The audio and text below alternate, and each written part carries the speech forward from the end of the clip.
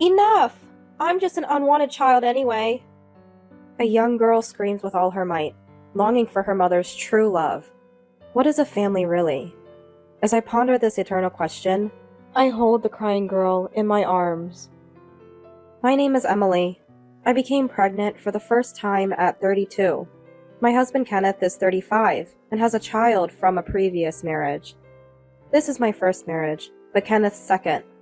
He has a daughter with his ex-wife, Rosie. Rosie's infidelity was the cause of the divorce. Kenneth wanted to take his daughter, but she, only 2 at the time, adamantly refused to leave Rosie. Reluctantly, Kenneth let her go, as Rosie promised to take care of her. 5 years after the divorce, Kenneth still pays child support, but has never seen his daughter. I met Kenneth 4 years ago. We married a year after dating, and soon conceived. I'd be lying if I said I wasn't concerned about Rosie's child, but I harbored no negative thoughts. Instead, I felt sorry for Kenneth, unable to see his child. Before my pregnancy, I hadn't thought much about children. However, carrying a new life made me realize the pain of being separated from one's child. The mere thought of being apart from a newborn is terrifying. Maybe I'm slowly gaining a sense of parenthood. One day, while walking with Kenneth after a prenatal checkup, he suddenly exclaimed, "Ah!" he exclaimed. In front of us was a couple, arms linked. "Wow, long time no see," the woman said to Kenneth. "You too. Wait, isn't Stephanie with you?" I recognized the name. This woman was Kenneth's ex-wife, and Stephanie, their daughter. Despite living in the same city, their encounter left me speechless. Stephanie? Isn't she at home? She seemed indifferent about her daughter, out on a date with a man, possibly her boyfriend or husband. What's with that tone? You should know where your child is. She's in elementary school. She can stay home alone. She's only a first grader. Alone at home? Don't meddle in other people's business. Stephanie is my daughter. Sure. Keep paying the child support, okay? Hey! Ignoring an angry Kenneth, she and the man quickly left. A few days later, while shopping alone, I saw a familiar woman approaching. Perfect timing. I was about to go to your house. Here, take this. She thrust a young girl with a school bag in front of me. Her daughter, Kenneth's Stephanie. She must have learned her address through Kenneth. What I thought was coincidence wasn't. I'll be away for a while. Can you look after her? Wait a minute. Before I could respond, she disappeared. How fast? Left with Stephanie, I suggested. Let's go home. I couldn't leave her there. She was expressionless, silent, and immobile. Finally looking at me. I know I might not be perfect, but please take good care of me, she said politely. A first grader? Really? Confused, I let her roam. I'm so sorry. I gave Rosie a piece of my mind. Kenneth apologized when he returned from work. It's okay. We can't leave a small child alone. I understand. It's unclear what Stephanie thought of her father, but she quietly read her book. A very well-behaved, quiet girl. That was her first impression. Odd for a first grader not to miss her mother after a few hours, yet she said nothing. Until Kenneth got home. Want some snacks? Or, how about watching some anime? I tried to engage her. Don't worry about me. But all I got was, do you enjoy school? What's your favorite food? When I asked. Nothing in particular, she simply replied. Eventually, we both fell silent. It was incredibly awkward. That woman, she's off on a week-long trip with her new boyfriend, not even thinking about where to leave the child. It's just terrible. How did she handle these situations before? Probably our recent accidental meeting made her think she found the perfect place to leave Stephanie. Her parents are long gone, Kenneth murmured softly, filling the air with a sense of helplessness. For a week, Stephanie remained a good girl. You might think that's good, right? No, I think it's not good at all. She's a child, right? Still a first grader. Isn't this the age to be a bit troublesome? In the end, she stayed good, and the week ended with an awkward silence. Then the day came for Kenneth's ex-wife to pick her up. On that Sunday morning, Stephanie seemed unusually restless. Mommy, is she coming? She's still a child, missing her mother. Just as I was thinking this. What? You said your wife was there, right? Listen, my wife is pregnant and can't manage everything. You know that, right? Think about Stephanie's feelings, waiting eagerly for you. Kenneth's angry voice echoed. Stephanie looked out the darkening window with sad eyes. Her mother didn't come to pick her up at the agreed time. When Kenneth called her, she must have said something came up. Kenneth was furious. No pickup time for Stephanie today. Keep your promises! It's cruel, isn't it? Hey! You're kidding me! She hung up. Kenneth stood stunned after being abruptly cut off. Stephanie, how do I explain this? As I reached to touch her shoulder, she slapped my hand away. Stephanie? It's fine. What? It's fine! I'm just an unwanted child anyway. Stephanie, wait! Mommy always does this. Always choosing men over me. Always coming home late, never cooking.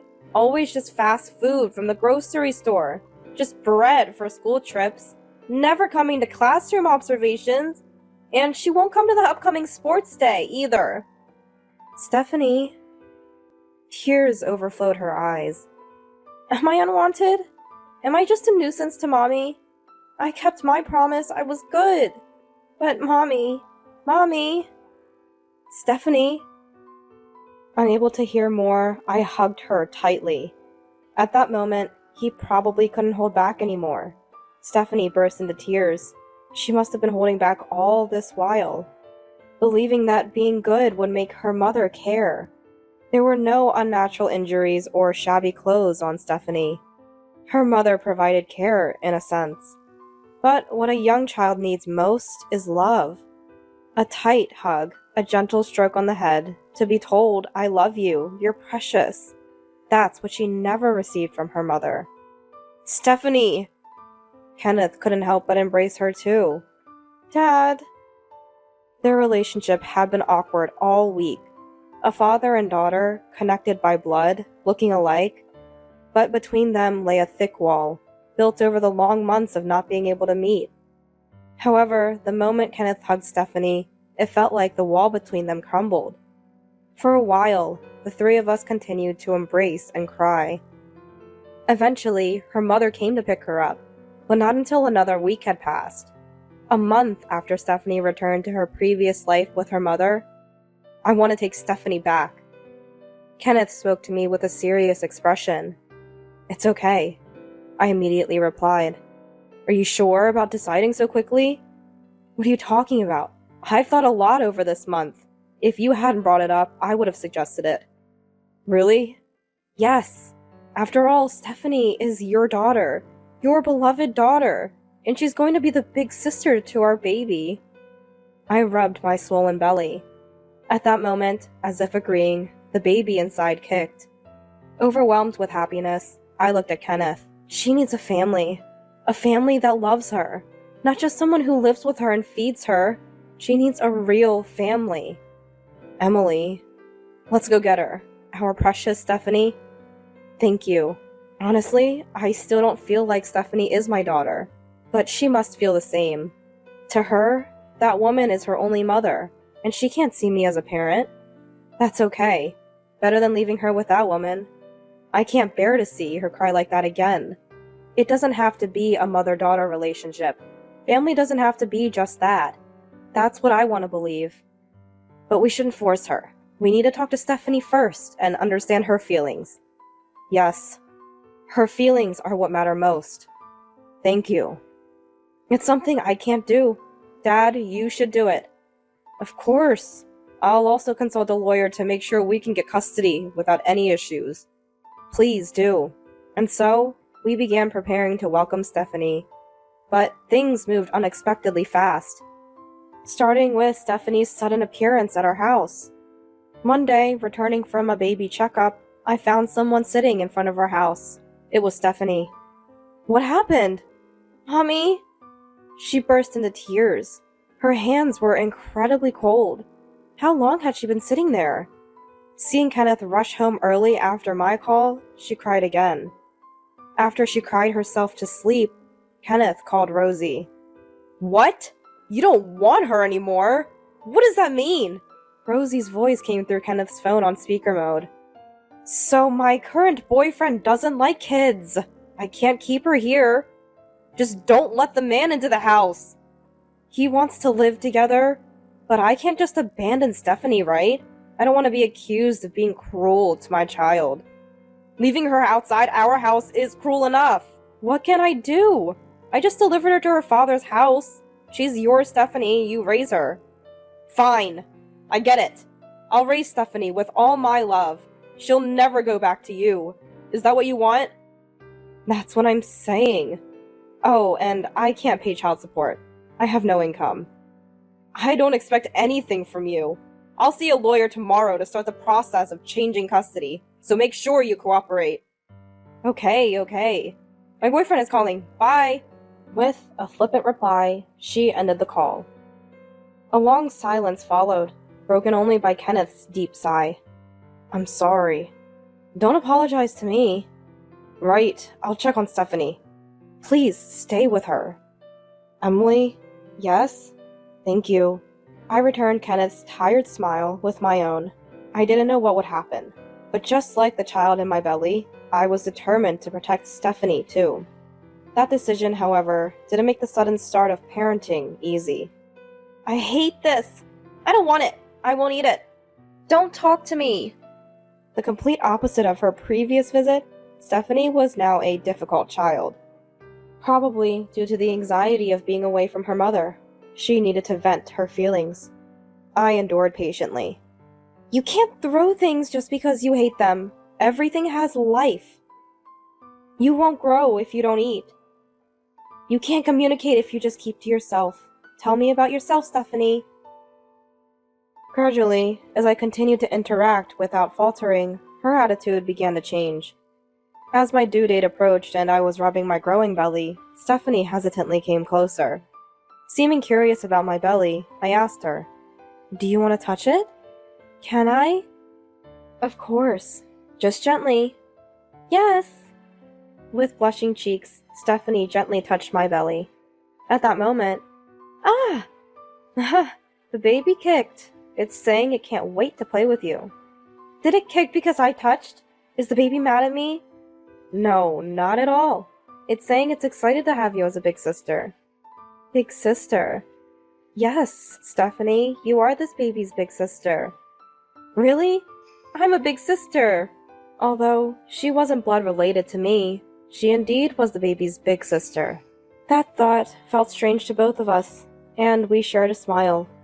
It was the first time she truly smiled from her heart. Soon after, our son, Theo, was born. As a first-time mother, I was extremely cautious with the newborn. Kenneth, too, was gingerly holding the baby, his touch hesitant after so long. Stephanie was astonished by the presence of a baby, a brother, and the innocent face of the sleeping infant. Our strange relationship, no doubt, looked like a real family to anyone. Over 10 years have passed since we welcomed Stephanie into our family. Now, close to graduating high school, Stephanie has finally grown out of her rebellious phase. These days, it's Theo who's more troublesome. One day, Kenneth received a call from Rosie, his ex-wife, after more than a decade of estrangement. What could it be? I was worried. After the call, Kenneth summoned Stephanie and me to the living room. Rosie wants to see Stephanie. What? Why now? Apparently, Rosie is alone now. She must be lonely. Always so selfish. Kenneth spat out angrily, raw emotion in his voice. I felt the same.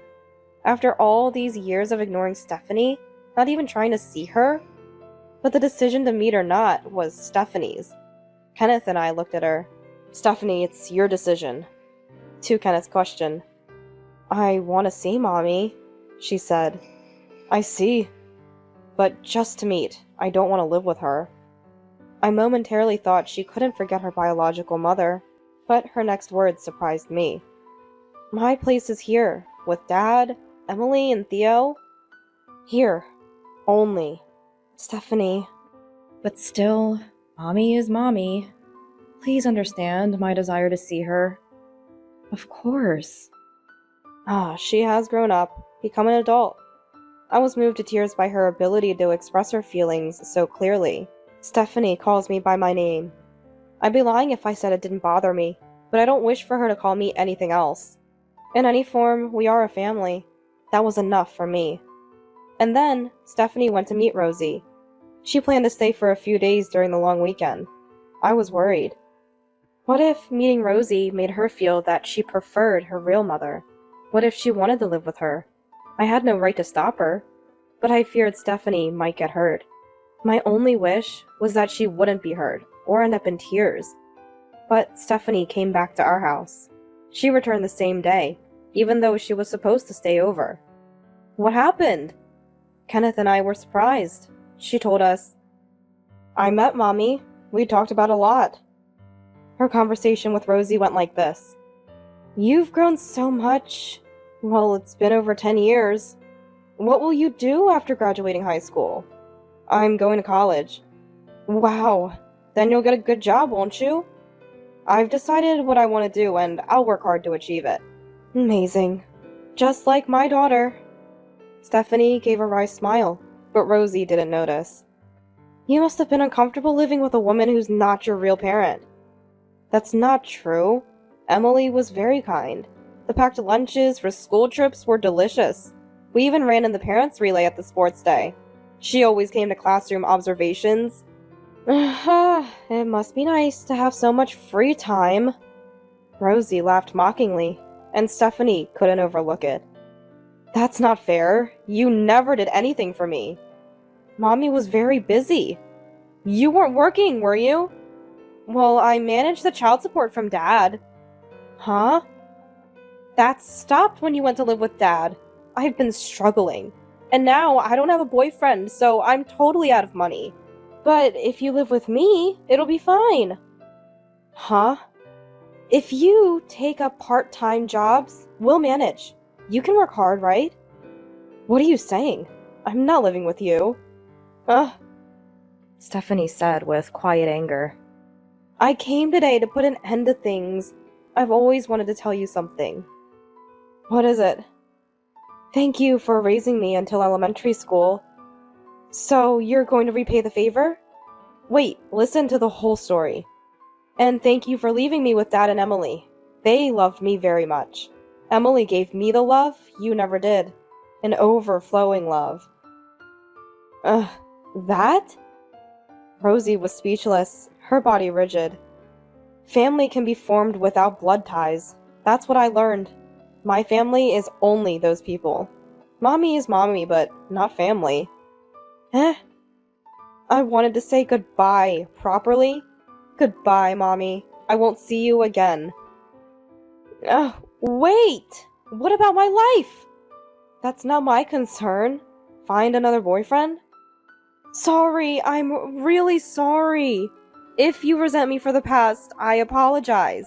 So, no need to apologize. I don't resent you. I'm thankful for letting me meet my current family. So that? Stephanie shook off Rosie's begging arms, smiled again, and said, Goodbye. So, she parted from her mother. Is that okay? Yes, I intended to do that from the start. I won't meet her again. Didn't I say? My place is here.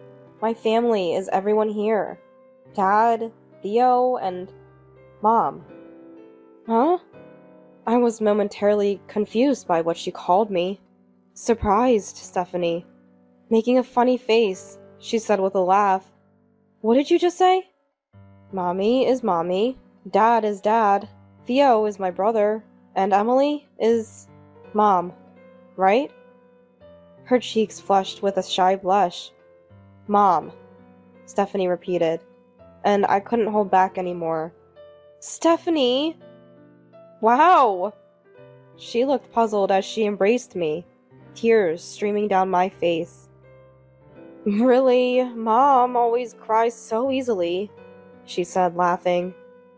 After that, the whereabouts of that woman who fell into debt remained unknown. Our family's connection with her was completely severed. Hey Stephanie, you forgot your lunch money? Oh no, I have a part-time job and we'll be home late today. Call me when you get to the station. I'll come pick you up. No need for that. It is necessary. It's dangerous. Alright, I understand. You worry too much. What kind of mom wouldn't worry about her daughter? Stephanie, now a university student, seems busy, but happy with her student life. Her constant smiles make me happy too. I'm off then, Mom. She waves as she leaves. I too smile and wave back, wishing happiness for her family today as well.